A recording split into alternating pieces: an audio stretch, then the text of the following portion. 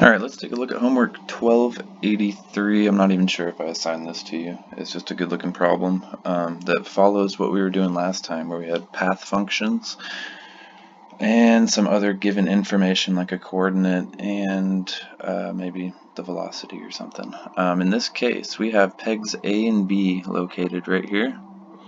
Whoop, see my dark circles? And those are free to move in this little elliptical slot, except they're bound by this brown thing. That allows them to move up and down, but it makes them move across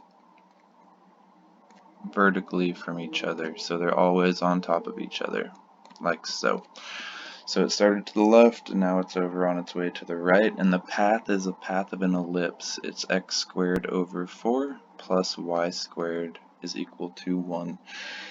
They're pulling from the right at a constant velocity of 10 meters per second. We can call that 10I, right? We should start getting used to that. And they want us to find the magnitude of the velocity and the magnitude of the acceleration when x is equal to 1 meter.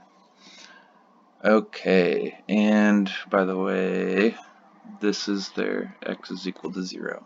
And this would be your y is equal to 0 for the path of an ellipse. Okay, let's do this.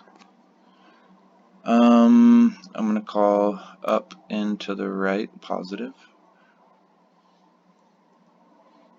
I'm going to go ahead and start by taking the derivative of this thing. So I have x squared over 4 plus y squared is equal to 1.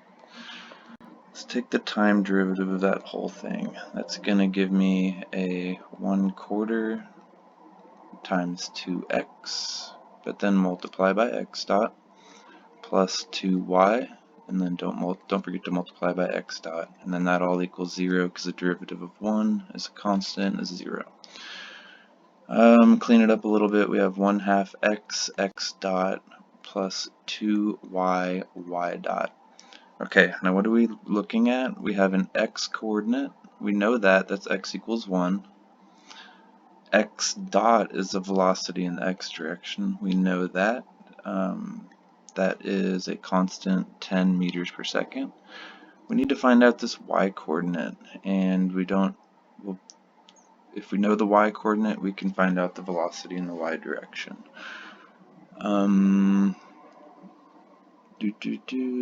Alright, so let's take this.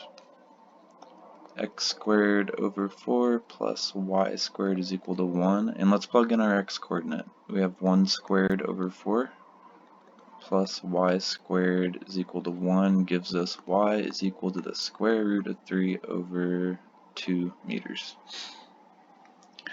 Alright, so now we can plug everything in and actually get a y dot is equal to, I got it written down, a negative 2.887 meters per second.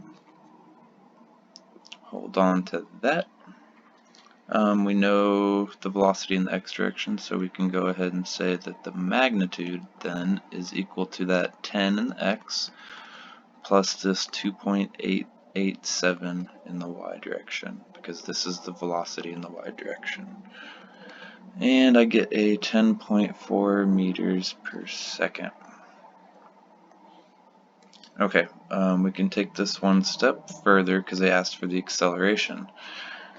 Let's copy down our equation that relates position and velocities, the 1/2 x dot plus 2y y dot is equal to 0. That was the result of our first derivative, and let's take another one, time derivative.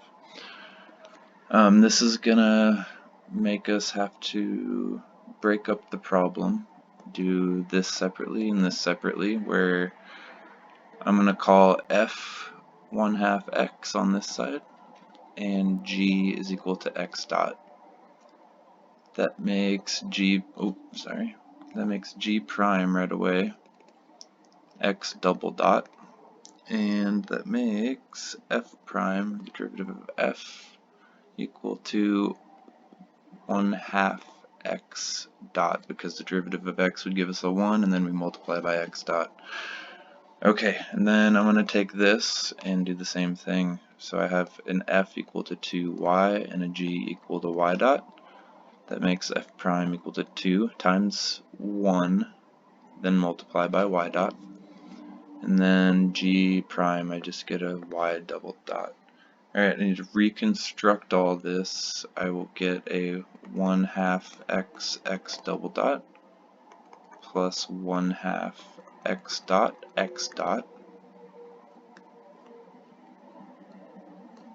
don't know why I just did that. Plus 2y dot plus 2y double dot. And then we can condense it a little more, 1/2, and this all equals 0. 1/2 x double dot plus 1/2 x dot squared plus 2y dot squared plus 2y double dot. And we can write it in highest to lowest degree of derivatives if we wanted also. But let's see what we have and what we need to know still. We know that velocity in the x is constant. That was equal to 10 meters per second. There's no time in that, so that means the acceleration in the x direction, or x double dot, is equal to 0. That means this whole term goes away. Ta-da! Then we have the velocity in the x direction right there, the velocity in the y direction, which we know now, the y coordinate, which we calculated already, and we can solve for y double dot. Y double dot ends up being negative 38.49 meters per second squared. And then we can once again find the magnitude by taking the square root.